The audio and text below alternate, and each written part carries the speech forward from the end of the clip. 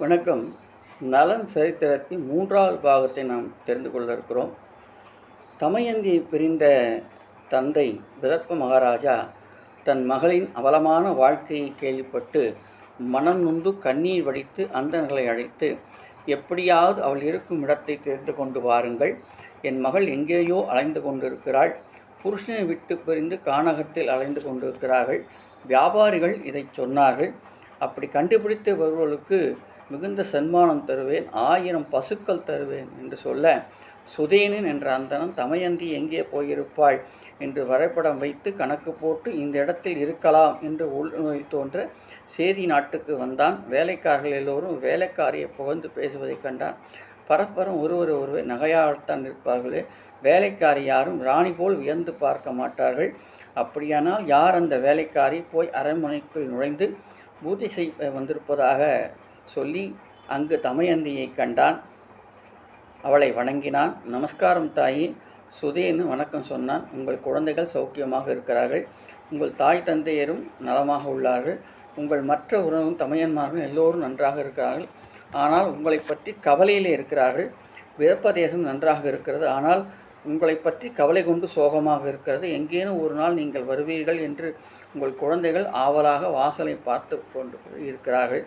சுதேனன் தன்னை அறிமுகப்படுத்தி கொண்டான். அதை கேட்டு தமயந்தி மயங்கினால், தரையில் உட்கார்ந்தால், தூணில் சாய்ந்து கொண்டால். இன்னொரு முறை சொல்லுங்கள் என்றால் அவன் விவரிக்க அவனிடம் பல கேள்விகள் கேட்டாள். ஒரு அந்தணனோடு அவள் பேசி கொண்டிருப்பதை மற்ற வேலைக்காரர்கள் போய் ராஜமாதாவிடம் சொல்ல, ராஜமாதா விரைந்து வந்தால் அந்தனை பார்த்து கைகூப்பினால், நீங்கள் யார், என்ன பேசி கொண்டிருக்கிறீர்கள், உங்களுக்கு தமயந்தியை பற்றி என்ன தெரியும் என்று விவரிக்க, சுதேனன் விதர்ப்பதேசத்து அரசனின் தூதுவனாக வந்திருப்பதையும், விதர்ப்பதேச அரசன் மிக பீமராஜனுடைய மகள்தான் தமயந்தி என்று சொல்ல, ராஜமாதா இறுக்கி கட்டி கொண்டால், உங்கள் தாயாரின் சகோதரி நான், உனக்கு சித்தி முறையாகும், உன்னை பார்த்த போதே மனதும் வயிறும் குழைந்தன, நீ ஏதோ பெரிய இடத்து பெண் நினைத்தே தவிர எனக்கு எவ்வளவு நெருக்கமாக இருப்பாய் என்று நினைக்கவில்லை, என்ன விஷயம் சொல் என்று நலனை பற்றியும் சூதாட்ட விஷயங்களையும் கேட்க, ராஜமாதா நொந்து போய் என்ன செய்வது என்று கேட்க, என்னை விதப்பதேசத்துக்கு அனுப்பிவிடுங்கள், என் தந்தையாரை அணுகி என் புருஷனை தேடச் சொல்கிறேன் என்று தமயந்தி சொல்ல, மிகுந்த மரியாதையுடன் ராஜமாதா தமயந்தியை அனுப்பி வைத்தாள். தந்தையிடம் வந்து சேர்ந்த தமயந்தி குழந்தைகளை தழுவிக்கொண்டால், உணவுகளோடு பேசினால், தாய் தந்தையரை பணிவோடு வணங்கினாள். என் புருஷனை தேட ஏற்பாடு செய்யுங்கள், இது முக்கியம், இது வேறு ஒருவரிடம் நான் சொல்ல முடியாது, உங்களுடன் கேட்க முடியும், என் புருஷன் எனக்கு வேண்டும், அவரை தேட வேண்டியது உங்கள் பொறுப்பு என்று கட்டளையிட்டால், விதர்ப்பதேசத்து அரசன் பீமன் மறுபடியும் அந்தணர்களையும் வியாபாரிகளையும் வீரர்களையும் அழைத்தான். எப்படியாவது நலனை தேடி கண்டுபிடித்து இங்கே கொண்டு வர வேண்டும் என்று வேண்டினார். அப்படி கிளம்புகின்ற சபைக்கு நடுவே தமயந்தி பேசினாள். ஒரு மனைவியின் ஆடையை அறுத்து எடுத்து கொண்டு போய் இடுப்பிலே சுற்றி கொண்டு அவளை அனாதையாக விட்டுவிட்டு போனீர்களே, இது தர்மம்தானா, இரக்கம்தானா? மனிதர்களின் நல்ல குணம் என்று சொல்றீர்களே, இரக்கமுள்ளவன் மனிதன் என்று சொல்றீர்களே, இந்த பாவிக்கு இறங்காது போனது ஏன்? என்ன குற்றம் கண்டீர்? ஒரு மனைவி அப்படி தனித்து இடந்தாள் எவ்வளவு வேதனைப்படுவாள், எவ்வளவு அமாவதானப்படுவாள், எத்தனை ஆபத்துகளை சந்திப்பாய் என்று உங்களுக்கு தெரியாதா? சத்தியம் செய்து கரம் பிடித்த மனைவியை தனியே விடுதல் நியாயமா என்று கேட்டாள். அந்த ஸ்லோகத்தை சொல்லச் சொன்னாள். யார் இதற்கு எதில் பதில் சொல்கிறார்களோ அவரே நலன் என்று புரிந்து கொள்ளுங்கள் என்று கற்றுக் கொடுத்தால், அவர் சொன்ன கவிதை போன்ற விஷயத்தை மனதில் கொண்டு அந்தணர்களும் வியாபாரிகளும் வீரர்களும் நாலாதிசையும் போனார்கள். பலரிடம் இந்த கதையை சொல்லி அவர்கள் பதில் ஏதும் சொல்லாதிருக்கவே அமைதியாக திரும்பினார்கள். பார்கவன் என்ற அந்தணன் நலன் இங்கு போயிருப்பான் என்று எண்ணி அந்த திசை நோக்கி ருதுவர்ணன் அரண்மனையை அடைந்தான். அங்கு போய் அந்த சபையில் தமயந்தி சொன்ன பாடலை உரத்த குரலில் சொன்னான்.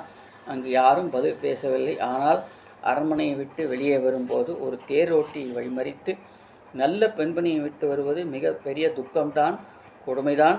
ஆனால் அந்த மனைவியோடு இருந்தால் அந்த மனைவிக்கு அதீத துக்கம், பாதுகாப்பு குறைவு என்பதால் அவன் அவளை தாங்க முடியாத துக்கத்தோடு பிரிந்து சென்றான், அழுதான். இன்றளவும் அவன் பிறந்ததுக்காக தனிமையில் வருந்தி கொண்டிருக்கிறான். நல்லதற்காக ஒரு புருஷன் பிரிந்ததை ஒரு உத்தமமான பெண்மணி குற்றமாக எடுத்துக்கொள்ள மாட்டாள், அவனை மன்னித்து விடுவாள்.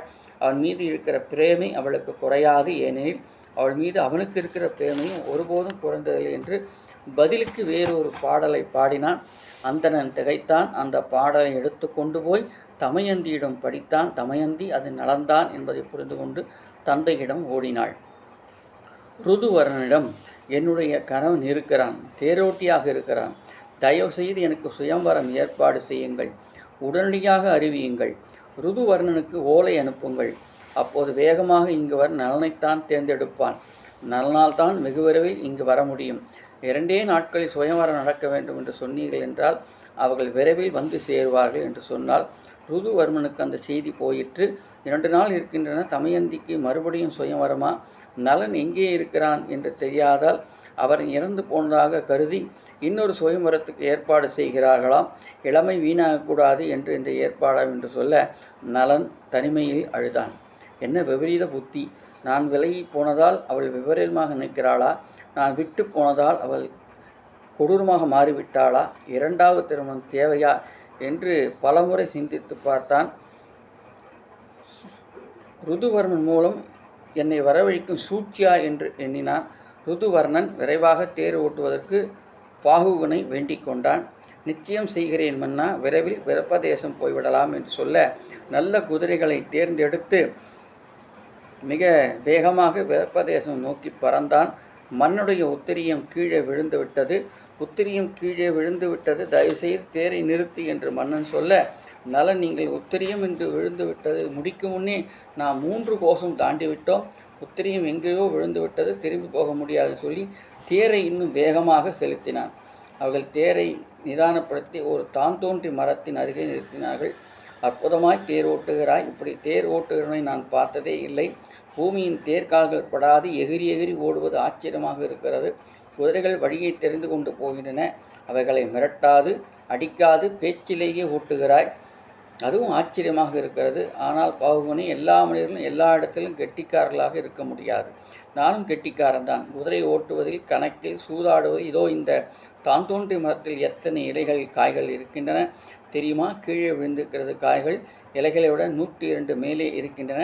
வேண்டுமென்றால் எண்ணிக்கொள், 2 கோடிக்கு மேல் இருக்கின்றன. வேண்டுமென்றால் எண்ணிக்கொள் என்று சொன்னான்.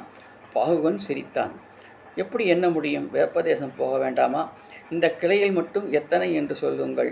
ஒரு கிளையை பிடுங்கி கொண்டு வந்தான். இதில் இத்தனை இலைகள் இருக்கின்றன என்று சில நொடிகளில் பறியச் சொன்னான். பாகுகன் அதை எண்ணி பார்க்க அவ்வாறே இருந்தது. ஆச்சரியமான, எனக்கு இந்த கணக்கையும் சூதாடும் திறமையும் கற்றுக் கொடுக்க வேண்டும் என்று கேட்டான். நிச்சயம் கற்றுக் கொடுக்கிறேன்.